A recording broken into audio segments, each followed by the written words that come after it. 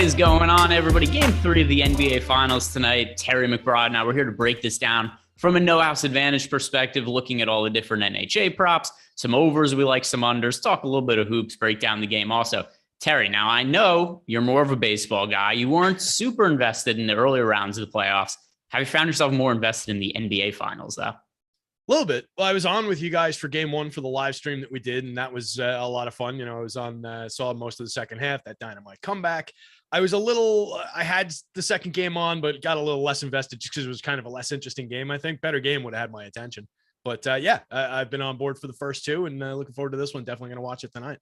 Yep, everybody knows that I'll be pulling for the Celtics. I think that's been clear at this point. And I haven't looked at some of the betting splits for this game. I'm kind of curious. I don't know if you've looked at it. Boston Celtics favored by 3.5 points tonight. Does that surprise you at all? No, I wouldn't think. Home game for Boston seems to make sense that they'd be within that general range. Actually, for 3.5 at a home game in the finals, that's probably a little tight. I would think, maybe out to like 4.5, 5 even. But it is a pretty close competitive series. So it's not shocking in either direction, I guess. It sounds about right.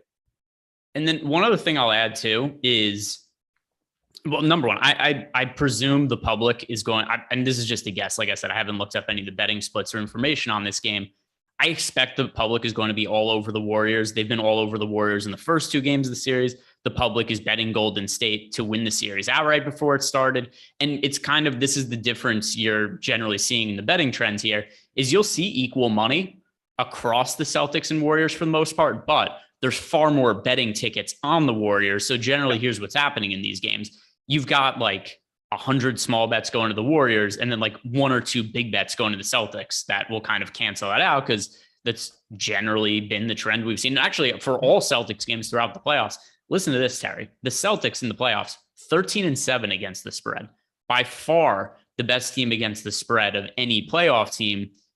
And they've just constantly been a team that's undervalued. So the 3.5, I think that number could be used to be a little bit wide, but as people know, I'm much higher on the Celtics than pretty much everybody else. So that's also something that's going to play a little bit of a factor. But we talk about some of these Celtics guys from an NHA perspective now. And if you guys are signing up a no house advantage for the first time, use the promo code Awesemo because you get a $25 bonus on your first deposit. That'll be good for some entries into the bigger contests that run over at NHA. But let's start by looking at some of the props we have here on the Boston guys. And right off the bat, are there any unders that are standing out to you when we look through the Celtics lineup? On the Boston side of things, we get Peyton Pritchard. Looks like he's vaulting right up to the top of the board, given a just 5.7 minutes projection from us. So his PRA is sitting up at the top there. Actually, it looks like it's on here twice. So I thought there was going to be a second one there, but it's just the PRA, and then a few spots down, the points plus assists, both in the 90 range. But 10.5, assuming that our minutes projection is on point, over 13.8 minutes in the course of the entire playoffs. He's got a 9.5 PRA average. So considering we're cutting him well short of that minutes projection, I think he falls decently underneath that number. Over the last 2, he's played 19 and 16. He's averaging 12.3 over the last 3 games. So is it necessarily going to come in right around that minutes projection that we put on it? Maybe not. But even if he gets out to that 13 and change, he's still not getting to that line. So that's set above and beyond what he's done for the playoffs so far. So I think that one kind of stands out at the top of the board there, the Pritchard. Yeah, and I mean, one thing we also have to consider with some of the Peyton Pritchard minutes, because they've been pretty variant. They're all over the place. But we've also seen garbage time in these games. I know game 1, not that much. It was the last minute of the game, and he wasn't even involved in that. Last game, though, the Celtics didn't play their starters in the fourth quarter. They ran their bench lineup for basically the no Peyton Pritchard on NHA tonight. Oh, there isn't? Is it no, still sir. On the site not updated? Yeah, it's not showing his line. The Robert Williams is here though. Okay, so the Robert Williams, by the way, can the audience hear you? Is the Robert Williams PRA 20.5? 18.5. Okay, so everything is incorrect. All right. Well, we'll talk about some of the Time Lord props here anyway. And we can. His health is super, super shaky. Like, I have no clue what we're getting from him from a health perspective. So we talk about the Robert Williams, and at 18.5, I'd have to side towards the under, but it's hard to feel really confident. Number one, he is listed as questionable. I think there is a chance that Robert Williams doesn't end up playing today. I know in general we think, postseason, somebody's listed as questionable, more likely to play than not. Depending how good he feels today, I'm just not sure how much he has to contribute. We saw last game, Robert Williams played 14 minutes, finished with 2 points, 2 rebounds, and an assist. Just didn't look right at all. Was favoring the knee a lot. One thing also that really worked against him was there was a play where I forget exactly what transpired, but Marcus Smart ended up rolling into Robert Williams' knee. And then just as a result, Robert Williams came up really gimpy. And, he's been dealing with his knee injury. He had a torn meniscus, missed the last month of the regular season, came back earlier than expected in the playoffs. He's been in and out of the lineup. I do consider him an actual questionable here. I think there's an actual chance he misses the game based on him playing 14 minutes and not being super effective last game. But let's break this down a couple of ways. First, in terms of Robert Williams, could you get behind the unders for him based on what we've seen before? And then we'll start talking about what happens if he's ruled out tonight. Yeah, I think we can definitely get behind that under. It was a pretty strong under at 20.5. It was in the 90s. Let's call it, low 80-ish probably if we're taking 2 points off the PRA up top there. But I do think that makes some sense. And just looking at the minutes, like you were saying in the last game, there was the garbage time in the end where none of the starters were out there. So we discount that a little bit. But even the minutes that he was getting were kind of shorter stints than in game one, where he just got a little bit bigger chunk in like the second quarter. Second quarter, he came in game two, and it looks like he just played 3 minutes, 45 seconds without like any foul trouble or anything like that. It wasn't a huge stint in game one in the second quarter. It was only 5 and change minutes, but that's a difference, right? They were shaving it down a little bit. Same thing in the third quarter. And then he didn't play the fourth quarter in the last game. So yeah, I mean, obviously if we're talking about him potentially not playing, then we've got to be concerned around a potential minutes limitation or a limits limitation, either way. So yeah, I think we can kind of roll with our 20.2 minutes projection here, which has him, if he's 21.1 minute average for the playoffs, he's been sitting at a 13.3 PRA. So that is well below where that line is regardless. So I think we can go to that one in under basically any circumstance. And like I said, he's been in and out of the lineup. It's so hard to feel good about his health. He was only able to play 14 minutes last game. He's listed as questionable. And by the way, the last couple of games, even though he's played, they have come out ahead of time. And Ime Udoka said in pregame press conferences, they would like to limit him to around 20 minutes. He's arguably the best defensive player on the team. He's super valuable to the Celtics. There's no way where if he's totally healthy, they're saying, hours in advance of the game, hey, we'd like to keep him to 20 minutes. He's clearly not right. Something is wrong. So I think there is a chance he gets ruled out. If he doesn't end up playing, I think we look at a bigger role for Al Horford. And as is, I think some of the overs are favorable looking for Horford, 7.5 rebounds being one, for instance. So with the series being 1-1, it's the NBA Finals. I think we could expect guys like Al Horford, Jason Tatum, Jaylen Brown for Boston to play really big minutes. But let's say Robert Williams ultimately isn't able to play today. How would that make some of these Al Horford props, which already look okay, even more favorable? Yeah, I mean, Horford's out there. He does kind of everything out on the court for the team, sitting at a 12.7% rebounding percentage for the playoffs, 13.9% assist share. So he picks up a little bit of everything in terms of that, a little bit of facilitation, a little bit of rebounding. Definitely a primetime scorer when he needs to be, 64.7% true shooting percentage for the playoffs. So Big Al can get it done here. I think the rebounding one is kind of easy to pick off. That was the one we've got on the site, 7.5. We've got him projected out at 9.5. Not sure exactly which one the line is, but considering what he's done for the course of the playoffs, averaging 9.3 rebounds a game in 36 minutes a night, we've got him projected out at that 36-minute mark.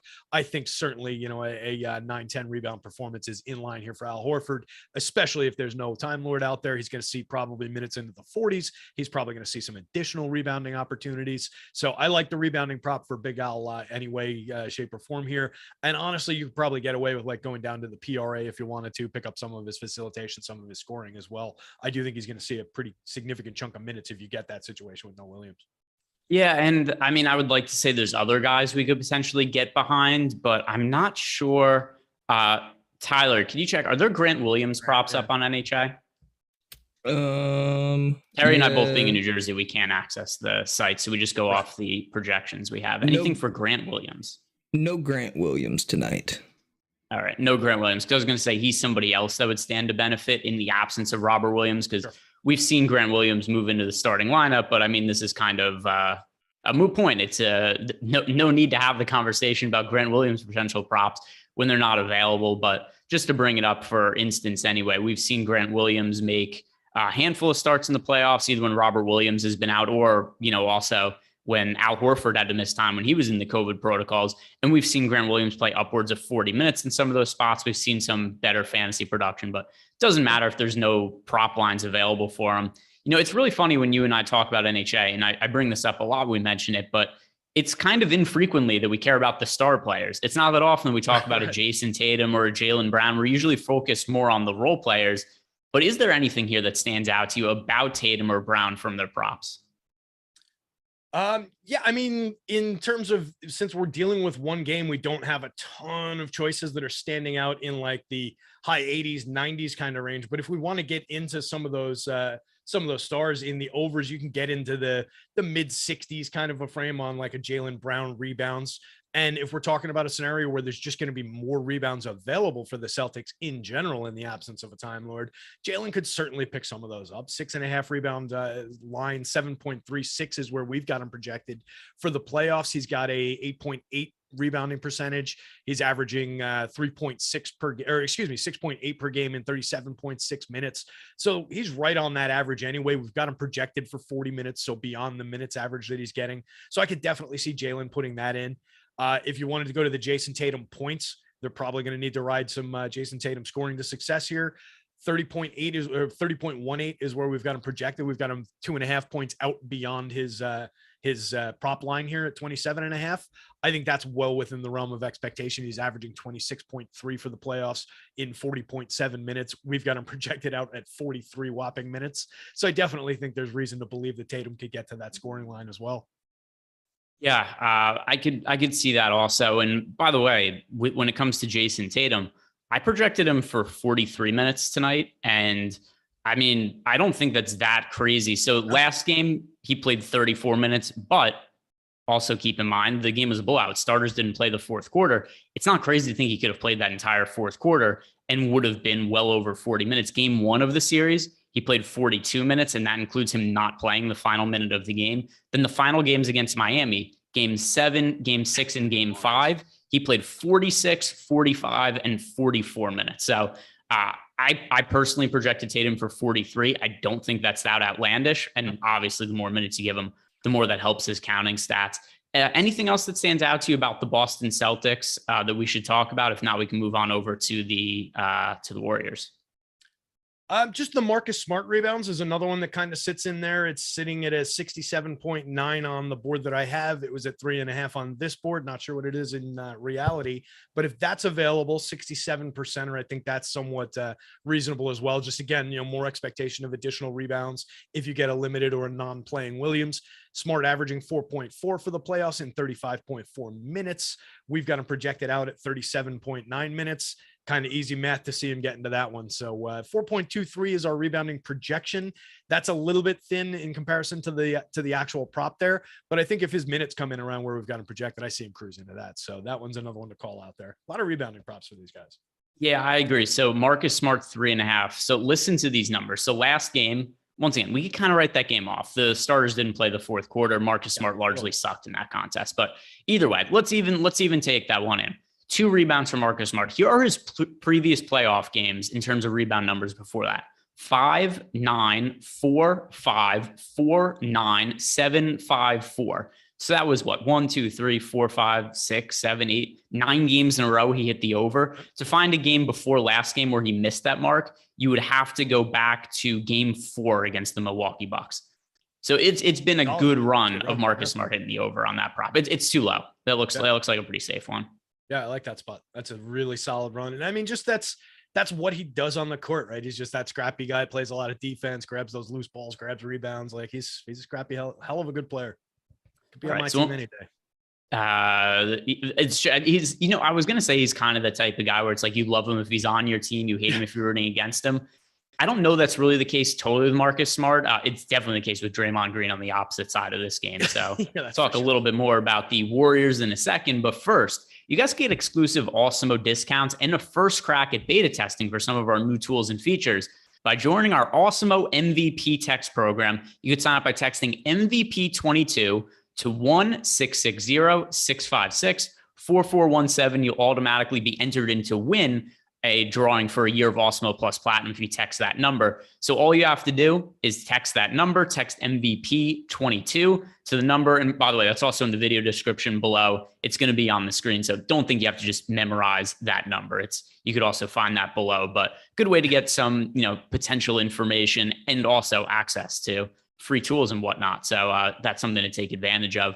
Now let's talk about the Golden State Warriors side of the game. Once again, I think the public is going to be all over the Warriors. I think I'm going to be taking a lot of shit on NBA Live before lock tonight. A lot of people are going to be telling me that my Boston Celtics are dead in the water because the series is tied 1-1. I mean, if anything, the Celtics are in a more favorable position entering the series than they are right now because they have home court advantage now. They won one game in Golden State.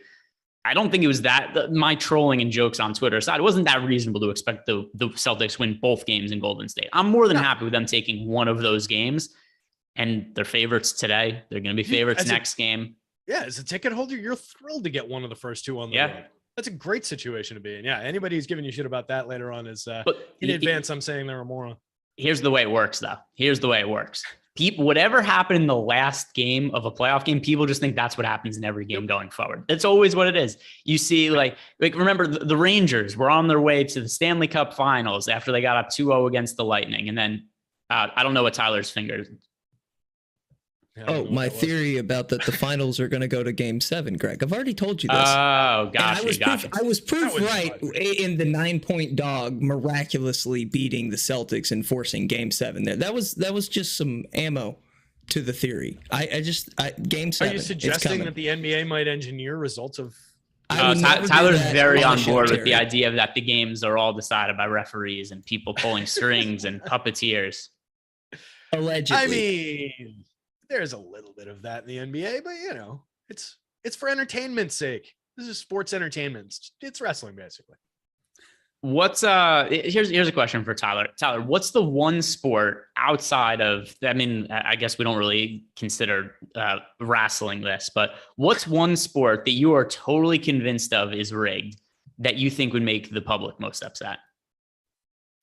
Make the public most up. Well, it's the NBA by far, in my opinion. And I think that it's the NBA and then probably MLB close second would be my guesses. Really? Not NFL?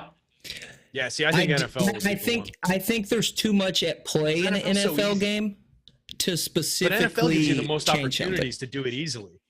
You get those little, spot the ball here instead of there, and it's you've got so much influence as a ref in the NFL.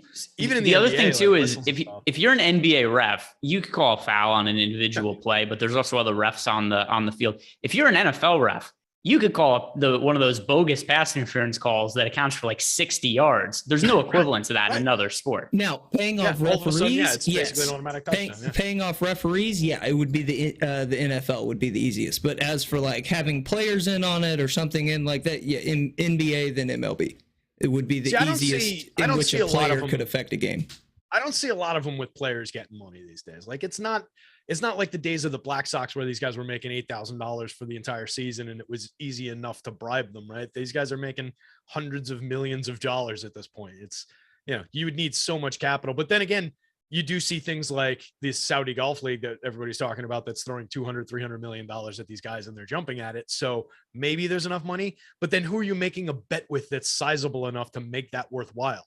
Are you making $100 billion bet with Elon Musk at that point? I don't think it's for betting purposes. I should clarify. I don't think it's for betting purposes. I think it's for TV and ad spot. No, TV and ad spot ratings. That's on behalf of the league. Yeah,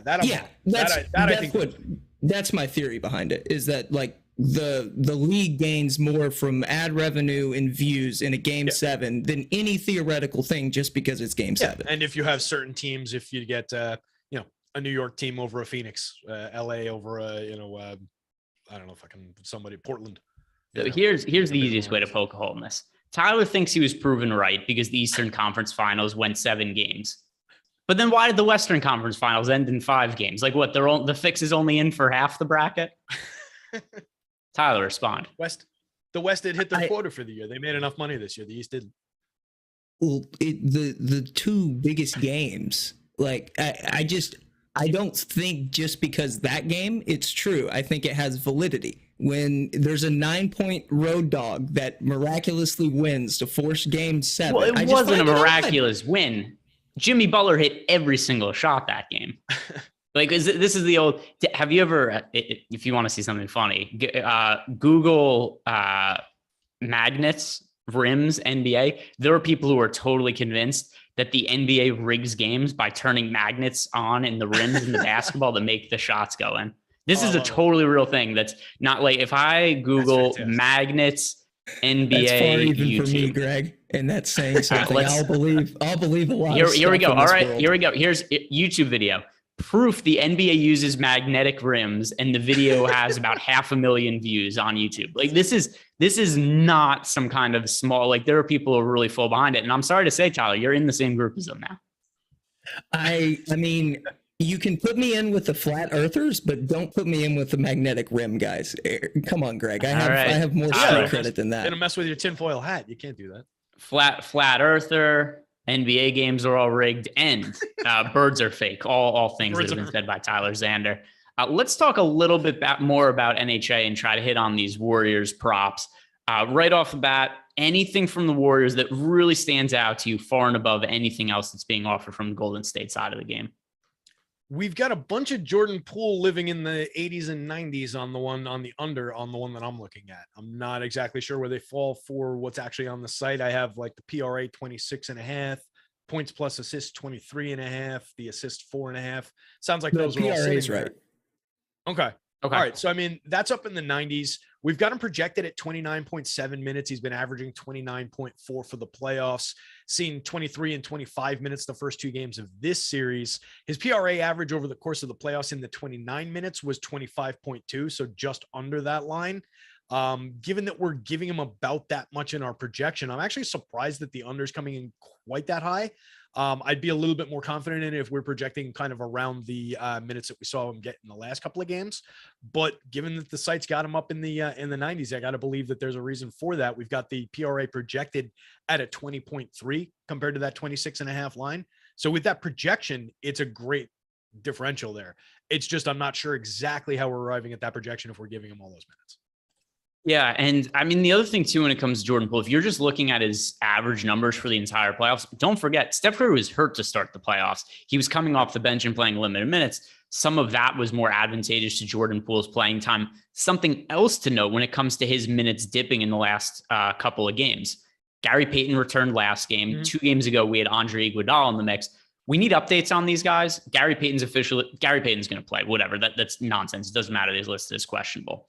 Andre Iguodala listed as questionable. This is a legitimate concern of a guy who could be in and out of the lineup. So Iguodala was unable to play in game 2. If Iguodala and Gary Payton both play tonight, I just don't think there's as many minutes available for Jordan Poole. Now, I know people love Jordan Poole because this is my least favorite archetype of player, a guy who's solely based on high volume shooting, doesn't play good defense, and is an inefficient scorer. But that's also what the public loves, is that type of guy where it's like, oh, look, he's taking all these hey, look, Jordan Poole made a half-court shot to end the third quarter. Yeah, that was really impressive. But at the same time, too, he doesn't really provide much value outside of being able to shoot and score the basketball, which he doesn't really do at a super high clip. So I do think there's a chance here that should there be a situation where Gary Payton and Andre Iguodala are both active, I think we could see something like 20 minutes from Jordan Poole. That would make his unders look pretty good. But once again, we're going to need an update on Payton, which, like I said, not really. He's going to play. Iguodala is an actual concern. But if Iguodala and Payton are both in, I mean, they're going to play minutes. I don't think either of those guys are going to be DNPs. So I think that you have to start to figure like, okay, where is their playing time going to come from? It's not coming from Curry. It's not coming from Draymond Green. It's not coming from Klay Thompson, unless there's foul trouble. Outside of that, it's probably Jordan Poole plays a few less minutes. So we'll be up to date on the injury report. Yeah. And that's why it looked a little bit odd as I was going through it, because we have him projected for that full complement of 29 minutes. And that doesn't totally jibe with that line that I'm seeing there. So I'll be curious to see how that one changes. And particularly with news. It's also interesting just looking at the last game. It looks like he didn't play the entire third quarter and then played the entire fourth quarter in that garbage time stint. So that's kind of interesting that he picked up a big chunk of his 22.6 in the last game in that fourth quarter in garbage time too.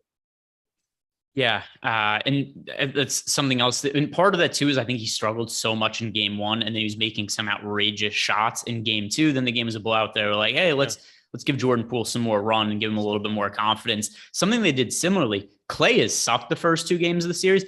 The Warriors played him almost the entire fourth quarter of the blowout run last game to try to get a shot going, and it did nothing. He couldn't make anything. It was for as well as the Warriors played as a team, making everything. Clay was not one of the contributors to that. He cannot get anything going from the field. Anything else from the Warriors? And 0 for 2 from 3 in that fourth quarter stint. Yeah, it was. And the rest of the game was 4 for 19 overall. Yeah, 4 for 19 overall, 1 for 8 from 3.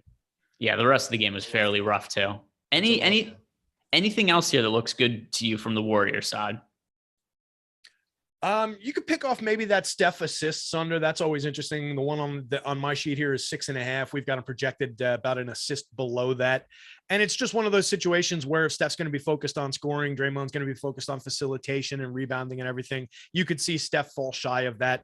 27.7% assist percentage for the playoffs so far this year, averaging 6.0 per game in 33.8 minutes per game. We've got a projected 36.7 minutes. So it's tight. It's projected that way, 72%. It's not the biggest spot on the board, but looking at the unders, that's the other one that kind of stood out. And then you can flip over to the overs. We've got Steph's 3-pointers over sitting at a pretty juicy 71%. It's a 3.5 line. We've got them projected for 4.2. I think anybody, it's always at least fun to chase those Steph overs. And when we've got a nice separation on the line and the prop there, I think that's one we can build into a card and kind of just enjoy watching the greatest shooter of all time play his trade.